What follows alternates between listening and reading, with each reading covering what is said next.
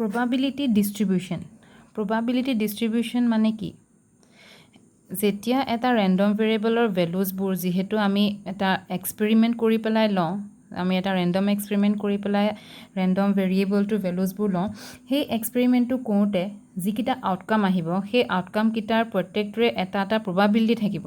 তো সেই outcome কিটা আৰু তাৰ লগতে তাহাঁতৰ probability কিটা, respective probability কিটা মিলি কি হয়, probability distribution to form হয়। Suppose যদি মই die throw কৰিলোঁ, die throw কৰিলে ধৰা মোৰ ভেলুজবোৰ কি আহিলে 1 2 3 4 5 6 এইকেইটা হৈছে মোৰ পচিবল আউটকাম। এতিয়া এহেঁতৰ প্ৰবাবিলিটিবোৰ কি 1/6 1/6 1/6 এইটো মই x = x লিখিছোঁ। তাৰমানে x ৰেণ্ডম ভেৰিয়েবলটোৱে কি বুজাইছে, ডাই এটা যেতিয়া আমি থ্ৰ' কৰিছোঁ তাৰ ভেলুজবোৰ লৈছে।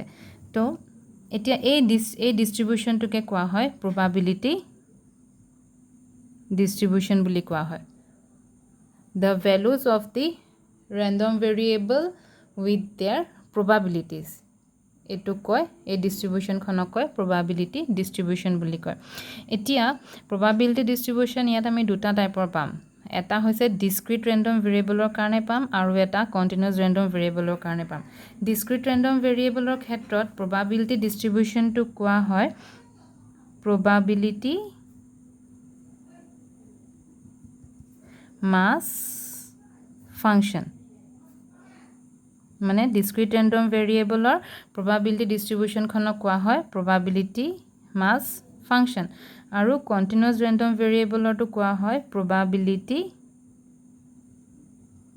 density function, তাৰমানে PDF।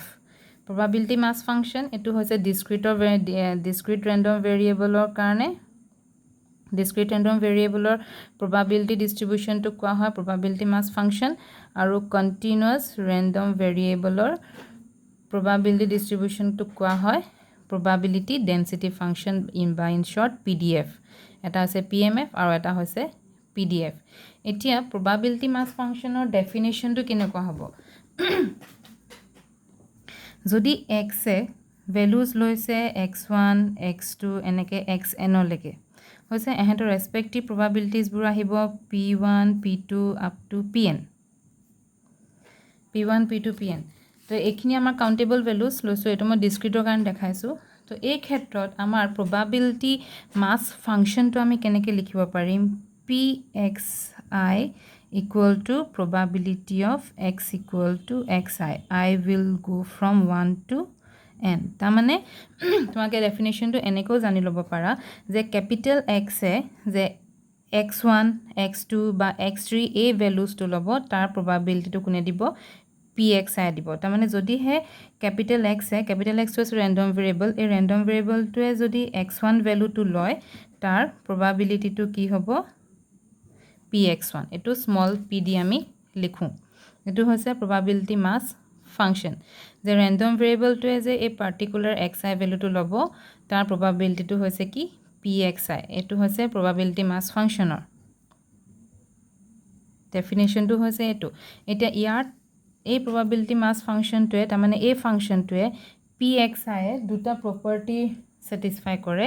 এটা হৈছে কি যেহেতু ই probability ই সদায় greater than or equal to 0 হ'ব, হয় equal to 0 হ'ব পাৰে, নহ'লে 0তকৈ ডাঙৰ হ'ব। আৰু সেকেন্ডটো কি হৈছে ইয়াৰ total probability is always equal to 1। সেইটো আমি জানোৱে যে total probability সদায় আমাৰ 1 হয়। তো এই দুটা কন্ডিশন হৈছে probability mass functionৰ। এতিয়া probability density functionৰ ক্ষেত্ৰত কি হয়, PDF কনসেপ্টটো একেই, কনসেপ্টটো একেটাই যে x এ কেপিটেল x এ যে স্মল x ভ্যালুটো ল'ব তাক তেতিয়া হেতু কি বুলি কোৱা হয় probability density function বুলি কোৱা হয়। তাত খালি আমি এটো pxi বুলি নিলিখিম, আমি fxi বুলি লিখিম। Suppose x lies between a and b, তেতিয়া এটো আমি কেনেকৈ লিখিব পাৰিম, integration a to b fx dx। এটোক আমি এনেকৈ লিখিব পাৰো।